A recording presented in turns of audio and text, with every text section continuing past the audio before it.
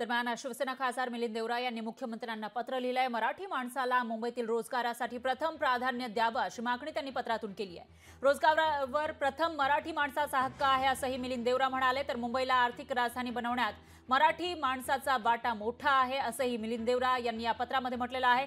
शिवसेनेचे खासदार मिलिंद देवरा यांनी मुख्यमंत्री शिंदे यांना पत्र लिहून मराठी माणसाला मुंबईतील रोजगारासाठी प्रथम प्राधान्य दिलं पाहिजे अशी मागणी केलेली आहे। तर मुंबईला आर्थिक राजधानी बनवण्यात मराठी माणसाचा वाटा मोठा आहे असंही मिलिंद देवरा आपल्या पत्रात म्हणाले। आज मुंबई देशाची आर्थिक राजधानी आहे, याचा आम्हा सर्वांना खूप गर्व आणि अभिमान आहे। पण मुंबईला देशाची आर्थिक राजधानी बनवण्यासाठी मुंबईतील मूळ रहिवाशांचा आणि खास करून मराठी माणसांचा खूप एक सिंहाचा वाटा आहे। जेव्हा रिडेव्हलपमेंट होईल, मराठी माणसांना पण ते रिडेव्हलपमेंटमध्ये त्यांचा पण शेअर व्हायला पाहिजे।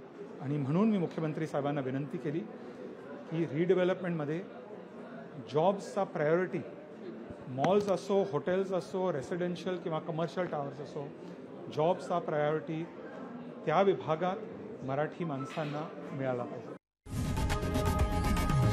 लोकशाही मराठी ऐका, पहा, जागरूक रहा।